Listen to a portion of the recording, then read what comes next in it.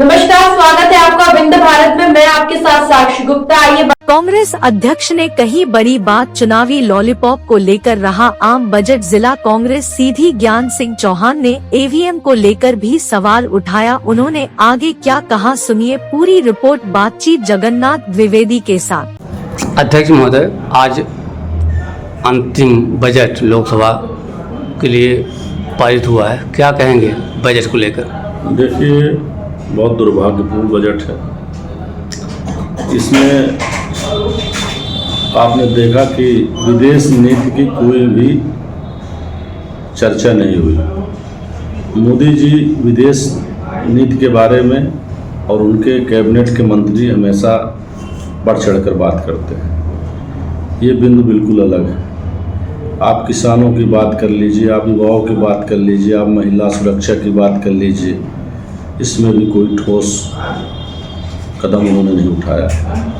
एक तरह से अंतरिम बजट जो इनका है, ये भाषणबाजी वाला बजट है और कर्ज में जो डूबी है सरकार, वह सिर्फ दिखावे का काम कर रही है। अंतरिम बजट में सिर्फ इतना ही कहा जा सकता है। नहीं, बजट एक अंतरिम बजट है और लोकसभा चुनाव होने वाला है। एक लुभावनी बजट भी माना जा सकता है। इसमें युवाओं और महंगाई को लेकर कोई तोहफा नहीं दिया गया मोदी सरकार। देखिए, युवाओं को लेके महंगाई के बारे में, किसान, महिला, मैंने पहले भी कहा कि इनके बारे में कोई उल्लेख नहीं किया गया। इनकम टैक्स के स्लैब में जो आज महंगाई कितनी बढ़ गई है, आज वही स्लैब रखा गया है। आज रुपए की कीमत लगातार घट रही है, तब भी राशि वहीं की वहीं है। सरकार टैक्स जनता से कैसे वसूले, सिर्फ इस बात का इस अंतरिम बजट में ध्यान रखा गया है। बाकी मोदी जी कह ही दिए हैं कि इस बार 400 के पार, तो इस बार 400 के पार है। वो तो जो कहते हैं वो हो जाता है, कैसे हो जाता है भगवान जाने। तो उनको जनता से तो कोई लेना देना है नहीं। और इतनी सीटें कहाँ से आ रही, कैसे आ रही हैं, लोग भी इतना कहना चाहता हूँ कि इनका एक बोर्ड का रेशियो है। आप लोकतंत्र के चौथे स्तंभ माने जाते हैं।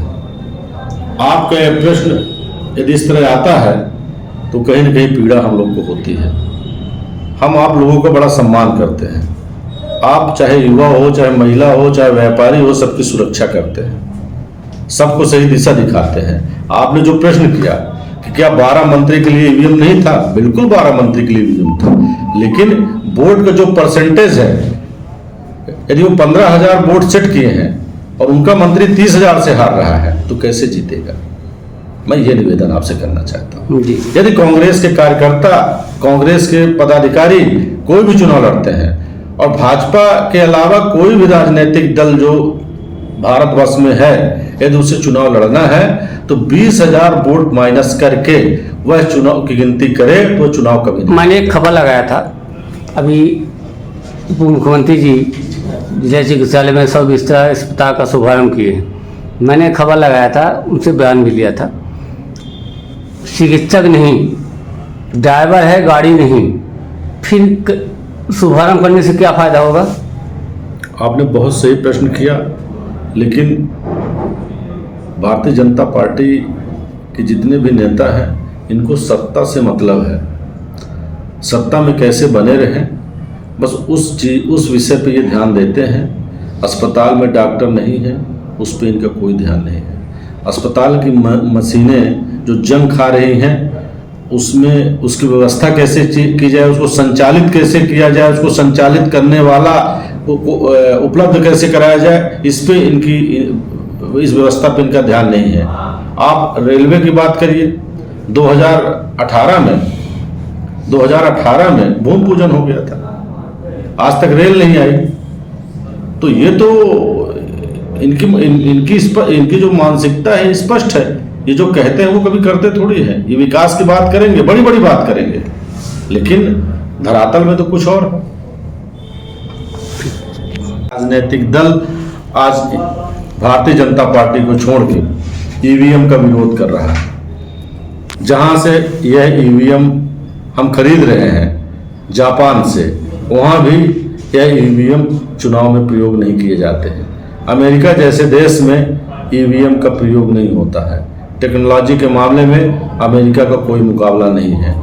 लेकिन हमारे देश में यदि ईवीएम पे सवाल उठ रहा है तो इसमें मोदी जी कुछ नहीं सोच रहे हैं। तो 400 के पार पहले ही बोले हैं, तो जनता से तो मैंने पहले भी कहा, जनता से उनको कोई लेना देना एक बयान आया था विधानसभा के बाद आदरणीय राहुल भैया का कि अब ऐसी स्थिति में आप ईवीएम का सवाल उठाए हैं, ऐसी स्थिति में तो लोकसभा का चुनाव ही कांग्रेस को नहीं लड़ना चाहिए। देखिए, हमारे देश का जो एक लोकतंत्र है, जो एक चुनावी ढांचा है, ये हमारी पीड़ा है। ये राहुल भैया की पीड़ा थी, लेकिन हम भागेंगे नहीं। हमारी पार्टी मैदान नहीं छोड़ेगी, हम अंतिम दम तक लड़ेंगे। अभी सुप्रीम कोर्ट है। पूर्व मुख्यमंत्री दिग्विजय सिंह जी ने, आपने देखा कि उन्होंने मशीन का डेमो दिया और किस तरह से सेव में वोट डाल रहे हैं और संतरे में पड़ रहा है, दिख सेव में रहा है और वीवीपैट में भी सेव में दिख रहा है। लेकिन जब फाइनल रिजल्ट का कैलकुलेशन प्रिंट आउट मार रहे हैं तो संतरे में काउंटिंग आ रही है और संतरे से वीवीपैट निकल रही है। उन्होंने माननीय सुप्रीम कोर्ट से आग्रह भी किया है कि यह केस डबल बेंच में ट्रांसफर करके और प्रतिदिन इसकी सुनवाई हो। तो हमें माननीय न्यायालय पे, सुप्रीम कोर्ट पे भरोसा है और आने वाले समय में देर है अंधेर नहीं है। अध्यक्ष महोदय, इसके पहले भी एक बार आपसे बात किया था, प्रदेश के 12 मंत्री हारे, क्या वो वहाँ इसका उपयोग नहीं हुआ था? बिल्कुल। देखिए, हार जीत एक